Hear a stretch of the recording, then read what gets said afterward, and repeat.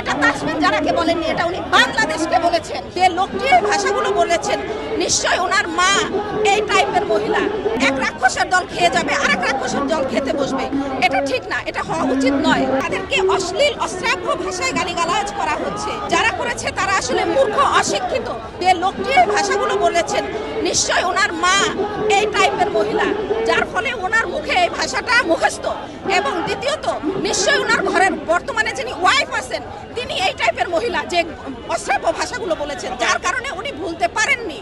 সে কারণে উনি এই ভাষাগুলো রিপিট করছে বাইরে। যে আসলে কখন মানুষ বাইরে গিয়ে এই ধরনের নোংরা ভাষা রিপ্রেজেন্ট করে, যখন সে এই ফ্যামিলিরই মানুষ হয় তখনই সে পারে যে কাউকে এই টাইপের ভাষা ব্যবহার করতে। কারণ ওনার বোঝা উচিত ছিল তাসমিন যারা কোন শ্রেণীর একজন মানুষ। সে তার রাজকীয় জীবন লাইফ রেখে সে বাংলাদেশে এনসিপিকে ভালোবেসে আসছে, রাজনীতিতে নিজেকে ইনভলভ করেছে। এই বিষয়গুলো ওনারা কখনোই মেনে নিতে পারছে না। ওনারা কি চায় না বাংলাদেশে আর কোনো দল নতুন করে সংগঠিত হোক? ওনারা কি শুধুই মাত্র এই এক ফ্যাসিস্ট যাবে, আরেক ফ্যাসিস্ট থাকবে, আরেক ফ্যাসিস্ট যাবে, আরেক ফ্যাসিস্ট আসবে? এটা খুবই লজ্জার এবং এটা খুবই কষ্টের যে বাংলাদেশে ওনারা নতুন কোনো দলকে তৈরি হতে দিতে চাচ্ছে না। এটার চেয়ে বেদনাদায়ক আর কিছু হতে পারে না। মানে এক রাক্ষসের দল খেয়ে যাবে, আরেক রাক্ষসের দল খেতে বসবে। এটা ঠিক না, এটা হওয়া উচিত নয়।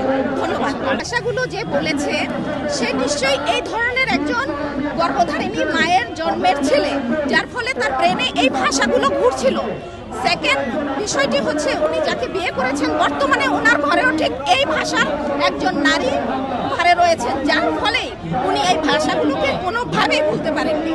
এই ভাষাটি ওনার মুখস্থ বিদ্যা। উনি এটা তাসমিন জারাকে বলেননি, এটা উনি বাংলাদেশকে বলেছেন। বাংলাদেশ আজকে বিশ্বের দরবারে লজ্জিত। এই লজ্জা আমরা কি করে থাকবো আমরা জানি না। আমরা চাই দ্রুত আইনের আওতায় ওই দুষ্ট লোককে নিয়ে এসে তাকে তার প্রাপ্য সাজা দেওয়া হোক।